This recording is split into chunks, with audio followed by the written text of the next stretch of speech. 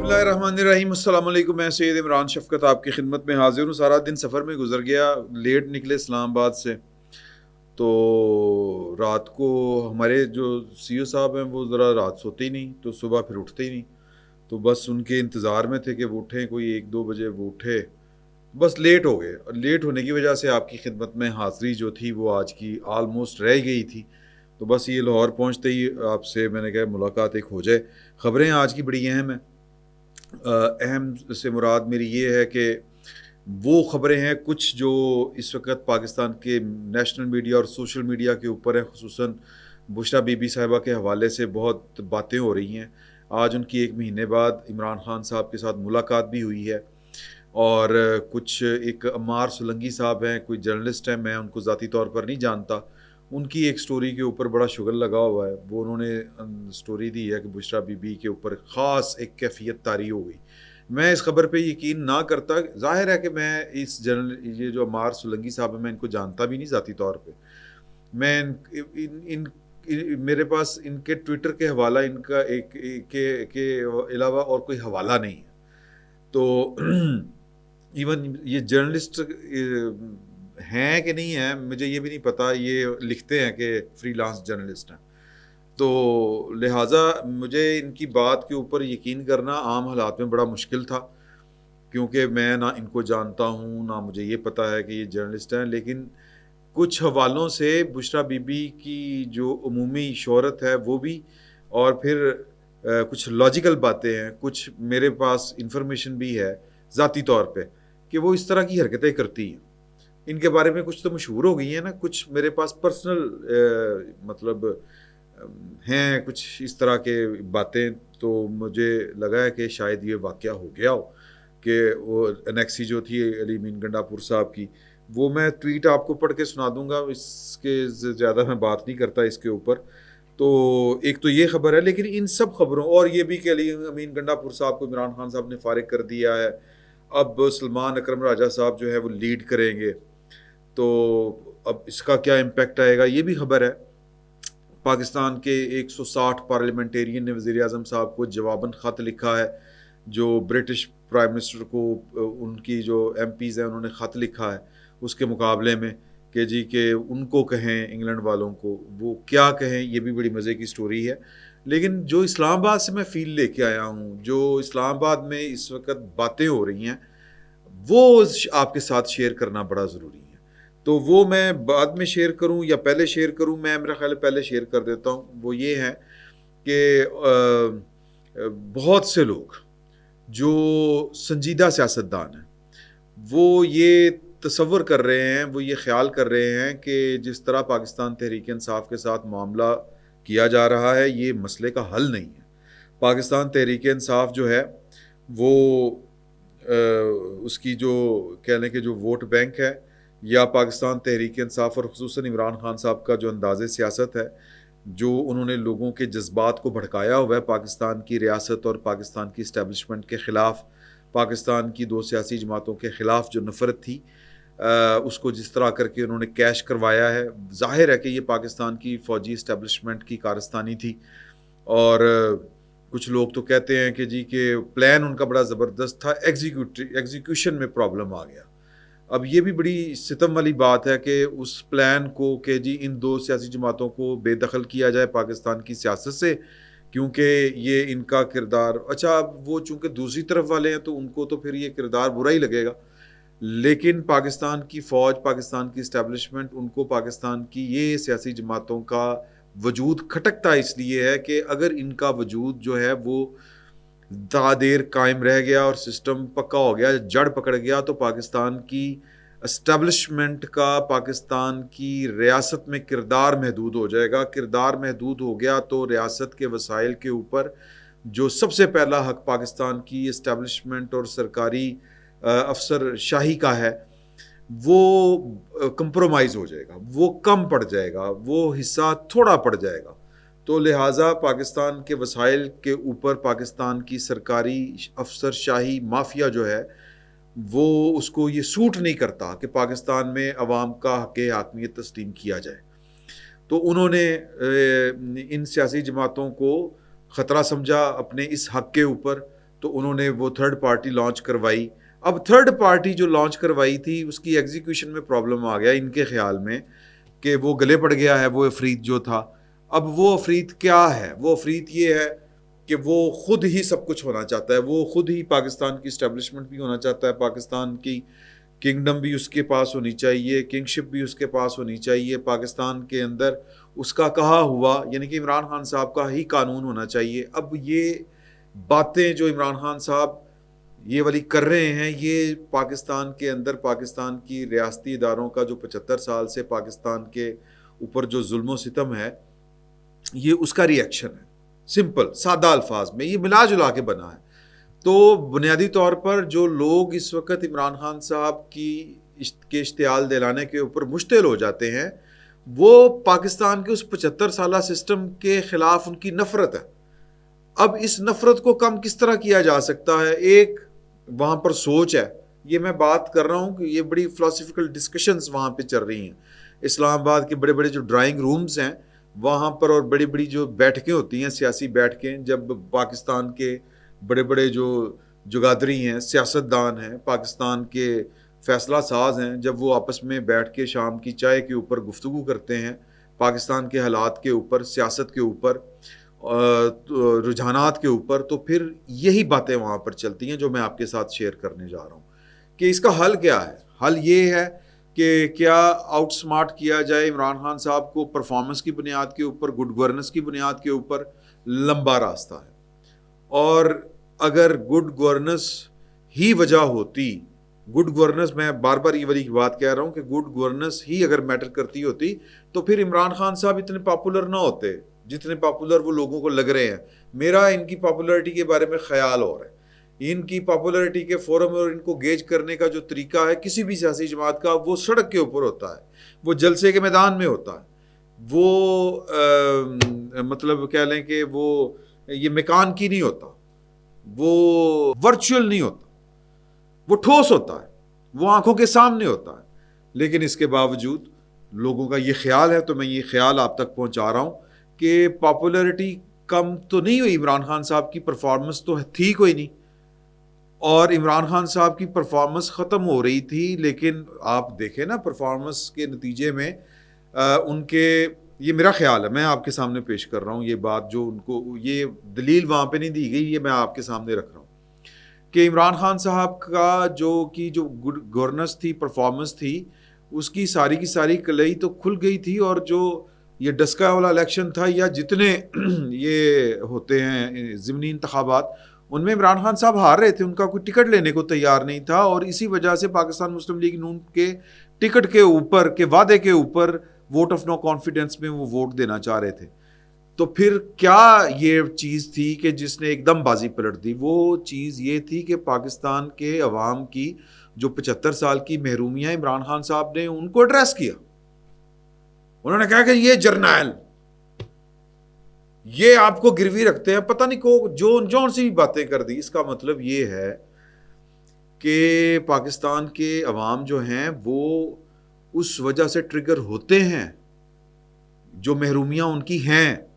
تو وہ محرومیاں long term, جو میں نے پہلے کہا تھا, وہ لانگ ٹرم یہ ہے کہ گڈ گورننس کے ذریعے وہ حل ہو سکتی ہیں. لیکن شارٹ ٹرم کیا ہے؟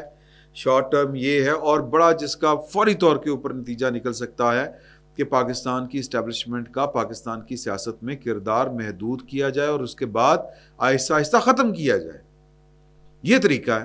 اور پاکستان کی فوج بھی اپنا جو کردار ہے ریاست کے اندر, اس کردار کو ری ڈیفائن کرے, ری ماڈلنگ کرے, اس کے اوپر نظر ثانی کرے, اور اس کو سمارٹلی کوئی اڈاپٹ کرے. اب تو ہو گئی نا, اب تو ہر چیز ہی سمارٹ ہو گئی ہے, ٹی وی سمارٹ ہو گئے, موبائل فون سمارٹ ہو گئے. تو پاکستان کی فوج کو بھی اپنے کردار کو سمارٹ کرنا پڑے گا. تو یہ پتہ نہیں کب ہوگا, یہ ہوگا بھی کہ نہیں ہوگا, یہ بہرحال کرنا پڑے گا, ادروائز تو کام نہیں چلے گا. تو یہ ایک خیالات ہے. لیکن جو پاکستان میں وہی لوگ جو بڑی بڑی بیٹھکوں میں بات ہو رہی ہے, وہ کہتے ہیں کہ جی کہ گرینڈ قسم کے جو ڈائلاگ ہے وہ ہونا چاہیے, اور اس ڈائلاگ میں پاکستان کی فوج کو علیحدہ کر کے پاکستان کی فوج کو اس میں شامل نہ کیا جائے, اسٹیبلشمنٹ کو شامل نہ کیا جائے, بلکہ سیاستدان ہی آپس میں انٹریکشن کریں. تو ایک محفل میں بھی موجود تھا, تو میرا یہ سوال تھا کہ عمران خان صاحب تو اس ڈائلاگ کے اوپر آتے نہیں ہیں, کہتے ہیں وہ آئے نہ آئے, پاکستان کے دوسری جو لیڈرشپ ہے, یعنی کہ پاکستان نواز شریف صاحب, زرداری صاحب, مولانا فضل الرحمان صاحب, اور جو اچکزئی صاحب ہیں, اور جو دوسرے لوگ ہیں, یہ بیٹھیں اور یہ قائل کریں ان کو. پہلے تو یہ سمجھیں کہ ڈائلاگ ضروری ہے کہ نہیں ہے.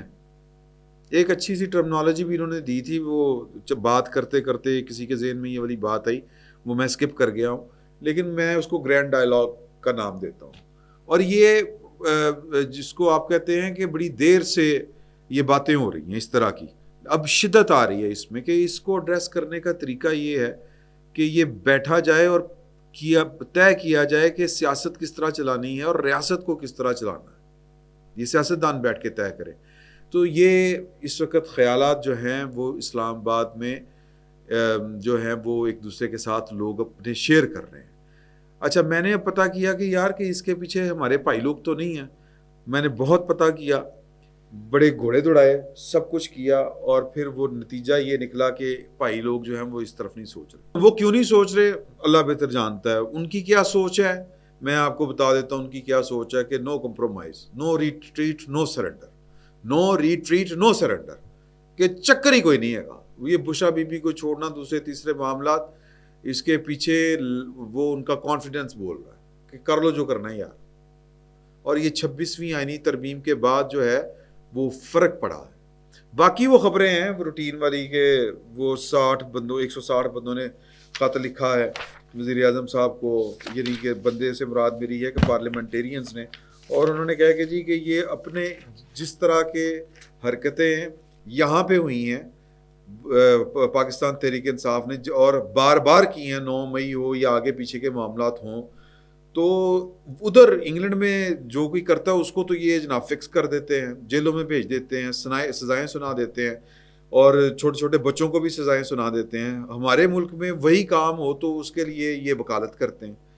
یہ کون سے واقعے کی بات ہے, یہ عمران خان صاحب کے لیے زلفی بخاری صاحب نے جو خط لکھوایا, تو اس خط کے جواب میں 160 پاکستانی پارلیمنٹیرین نے وزیر اعظم پاکستان کو خط لکھا ہے کہ انگلینڈ نال گل کرو, ایک ہمارے کاموں میں مداخلت نہ کریں. اچھا جی, یہ والی بات ہوگی. بشرا بی بی جو ہیں وہ عمران خان صاحب سے مل کے, انہوں نے پشاور جانا تھا, لاہور آ گئیں, لاہور زمان پارک میں آئیں, اب وہ جوہر ٹاؤن چلی گئی ہیں, غالباً دانت چیک کروانے ہیں یا شوکت خانہ میں ان کے ٹیسٹ وسٹ ہونے ہیں. تو پشاور میں انہوں نے رہنا ہے, لاہور میں رہنا ہے, کدھر رہنا ہے کوئی پتہ نہیں. لاہور میں رہیں گی تو علیمہ بی بی کے ساتھ پٹ سے اپا شروع ہو جائے گا. پشاور جائیں گی تو پشاور میں جو عمار سولنگی صاحب ہیں, میں ان کا آپ کو ٹویٹ پڑھ کے سنا رہا ہوں, اس پر میں تبصرہ کوئی نہیں کروں گا, ایک آپ کو حوالہ ضرور دوں گا. تو وہ حوالہ جو ہے وہ آپ میں اس کا میرے پاس وہ فرسٹ ہینڈ انفارمیشن ہے. تو وہ جناب لکھتے ہیں کہ آج سولنگی آپ کو 26 اکتوبر سے لے کر 30 اکتوبر تک کی کہانی سنائے گا. یہ کہانی ہے chief minister house Khyber Pakhtunkhwa کی. 26 اکتوبر کو Bushra Bibi chief minister house Khyber Pakhtunkhwa چلی گئیں اور وہاں جا کر انہوں نے چیف منسٹر ہاؤس کی نیکسی پر قیام کیا. اچھا, یہ باتیں جو ہے نا وہ میرا خیال اضافی ہیں, جو اصل بات ہے میں اس پہ آتا ہوں. 3 دن پہلے بشرا بی بی نے انیکسی کے کمرے میں ہرے رنگ کے پینٹ اور لائٹس لگانے کا حکم صادر فرمایا.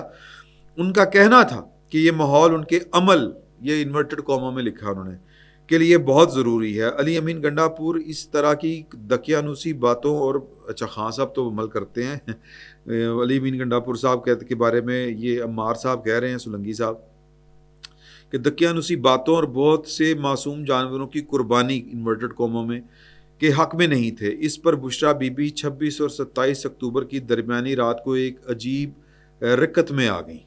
وہ ہوتی نہیں ایک عجیب سی حالت, ڈیلے پٹھے ہو جانے تے وہ آواز بدل جانی, اور یوں کہ جس طرح کوئی غیر مرئی سی قوتیں یا کچھ نادیدہ قوتیں جو ہیں وہ حاضری ہوگی. ہم ان کو کہتے ہیں وہ تو حاضری ہوگی, تو وہ حاضری ہوگی کہنے کا مطلب ہے. آدھی رات کے بعد بشرا بی بی نے زور زور سے چلانا شروع کر دیا اور اپنے کمرے سے باہر نکل کر منسلک سیڑھیوں کے اوپر کھڑی ہو گئی اور آل فال کہنا شروع کر دیا. اس سے تمام عملہ پریشان ہو گیا. پہلے تو کوئی نزدیک نہیں گیا، لیکن پھر بگڑتی ہوئی حالت کو دیکھ کر کچھ لوگوں نے خلل ڈالنے کی کوشش کی. نچلے لیول کے عملے کو تو بشریٰ بی بی نے گالیاں بھی دی. اتنی دیر میں علی امین گنڈا پور بھی وزیر اعلیٰ ہاؤس سے باہر آ گئے. بشریٰ بی بی نے الزام لگایا کہ اپنے موکلین کو قابو کرنے میں تحریک انصاف کسی بھی طرح کی مدد فراہم نہیں کر رہی.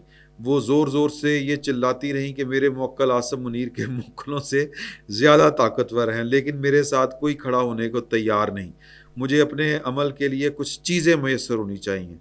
علی امین گنڈا پور کے وعدے کے بعد بشریٰ بی بی پر کنٹرول پا لیا گیا اور انہوں نے تھوڑا آرام کیا، لیکن صبح اٹھ کے انہوں نے پھر اعلان کیا کہ خواب میں مجھے حکم ملا ہے کہ میں آج اڈیالہ جیل کی پیشی کے بعد سیدھا لاہور زمان پارک چلی جاؤں، کیونکہ میرے تمام موکل زمان پارک کی طرف رخ کر کے بیٹھ گئے ہیں، اور یہ کہ وہ وزیر اعلیٰ ہاؤس خیبر پختونخوا کی طرف منہ کر کے بیٹھتے ہیں تو ان موکلین سے ذکر نہیں ہوتا. اچھا، اب یہ میں نے جو سٹارٹ میں آپ سے کہا تھا کہ میں اس خبر پہ بالکل یقین کرنے کے لیے تیار نہ ہوتا اگر مجھے بشریٰ بی بی کے ان معاملات کا پتہ نہ ہوتا. پہلی بات تو یہ ہے کہ عمران خان صاحب کا بشریٰ بی بی کے ساتھ تعلق ہی انہی معاملات کی وجہ سے بنا تھا، کسی سے ڈکی چھپی بات نہیں. دوسری بات کہ ایک پاکستان کے بہت بڑے میڈیا ہاؤس کے مالک کے عمران خان صاحب کے ساتھ جو ہے وہ معاملات خراب ہو گئے. ان کی شادی سے پہلے کی بات ہے، بشریٰ بی بی سے شادی سے پہلے کی تعلق تو ان کا پرانا بن گیا تھا کافی دیر کا، شادی بعد میں ہوئی ٹیکنیکلی بھی. اچھا، تو وہ جناب ہوا یہ کہ وہ میڈیا مالکان کے اور عمران خان صاحب کے تعلقات بڑے کشیدہ ہو گئے. حالانکہ بڑے آئیڈیل ہوا کرتے تھے، روز ان کے کسی نہ کسی پروگرام میں بیٹھے ہوتے تھے، روز وہ کوئی نہ کوئی ان سے ٹرانسمیشن کروا رہے ہوتے تھے.